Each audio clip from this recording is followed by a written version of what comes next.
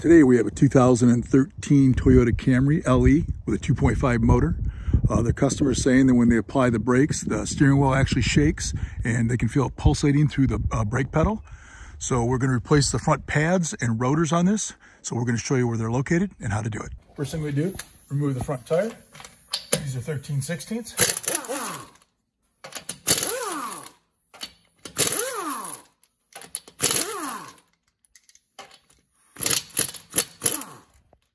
I like to turn the wheel like that, and you can tell the tire's not just coming off, so we're gonna have to give a little persuasion. So I'm screwing a lug nut back on there. I put the lug nut on because I gotta give a little persuasion. That usually works. Putting the 14 on there, it's got a little rust for whatever reason. Break that loose.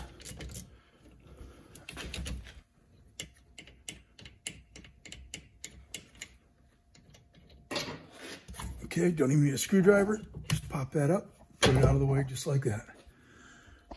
Okay, that moves good, and the other one came out, of course. Next thing we do is we're actually going to take the caliper brackets off because we have to change the rotors. Now, your caliper brackets are held on by this one and this one right here, and those are 17s. We're going to take those off.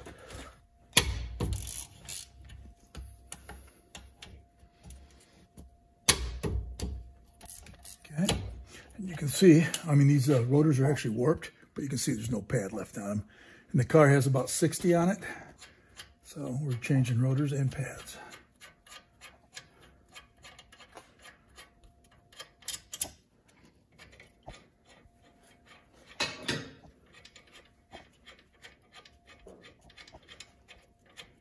Okay, that should just slide off of there. This has actually got a lip on it because they drove it too long like that. Now some rotors have a little screw that holds it on. These do not, but they've been on for 9 years, so it's a little rusted, so you're gonna have to give a little persuasion here. Sometimes I need a little more persuasion than others, but it's off. You can tell this rotor is just totally roached. Both sides, it's not working properly. So what we end up doing is buying one from CarQuest, which is actually advanced, and it's got a 2-year warranty, so it should hold up well. So I just like to match it up real quick, make sure it's the correct rotor, and then we're going to clean it and install it. When they come from the store, they have a little oil residue on them so they don't rust. You're going to want to do this side first.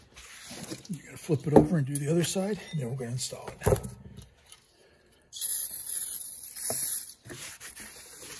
Okay, you put that rotor on there, and it falls right off. So I like just to put a nut on it to hold it in place. Makes it easier to install everything. But what we're going to do is pop this up like that. Do the same on here, then take these out of there, and then clean it up. Just like that. Take it apart. Sometimes these get stuck. Give a little persuasion like that. We take the old pad, and I'm going to push the piston back. It's got to go super smooth, make sure it's working good, but with 60,000 on it, I'm sure it's fine. It's about time for these to be replaced. Between 45 to 60, depends on your driving conditions. That's going there, nice and easy.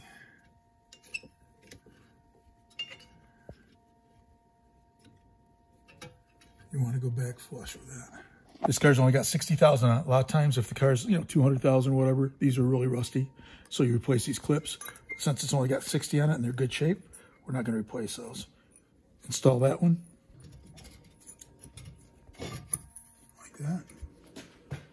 Start my bolts. Got this back one on like that. I start these right here.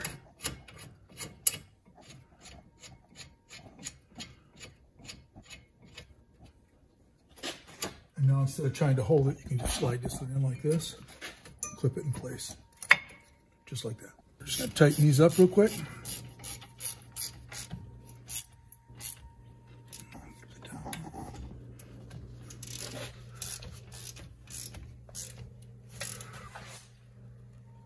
Tight. Double check the bottom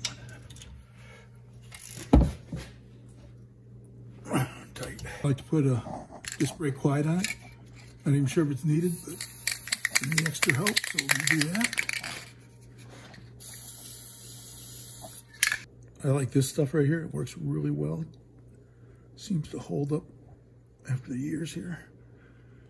Put that in there, make sure it slides smoothly.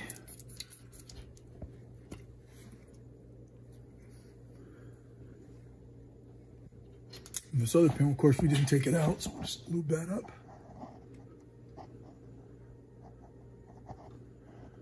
Okay, ready to reinstall. So you want to make sure this is flush, your piston. And the reason you put the lube on your slide pins like that is because if it doesn't, it won't perform properly going back and forth, and it'll prematurely wear your pads and that. So it's a good idea to put too much grease than not enough. It also has these anti-rattle ones. Now you got to make sure when you put that in there, you kind of hold it, otherwise it's going to pop out. So it's kind of harder to do with one hand, and make it so you guys can see it. Come on. Push that in there. And what that does, okay, make sure it's flush like that. If I let go of this, see how it pushes it out automatically? And that's what you want you to do. As soon as you let go of that brake, you want it to go like that. You don't want it to be riding on your rotors. I'm going to install this just like that. Make sure it's moving properly. And I'm going to hold this until it's past there. Slide it down, move this over, and put the bolt in. We're starting our bolt here. Just going to tighten that up.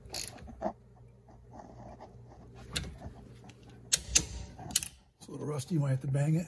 We'll check this one, even though we didn't take it out, we'll still check it. Make sure she's tight. Yep, she's tight. Okay, I double check these. Those are tight. The caliper brackets, you got one on top, one on the bottom, check that. Make sure your brake hose is not kinked. The last thing we do is reinstall the wheel. Don't forget to take your nut off. It was holding the rotor in place like that. And we just reinstall this. Put our lug nuts on. We're going to tighten the crossing pattern.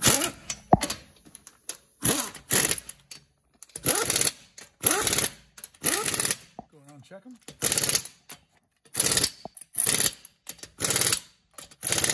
When we get down on the ground, we will check it with a torque wrench and make sure it's up to spec. And that's all it takes to do front pads and rotors on a 2013 Toyota Camry LE.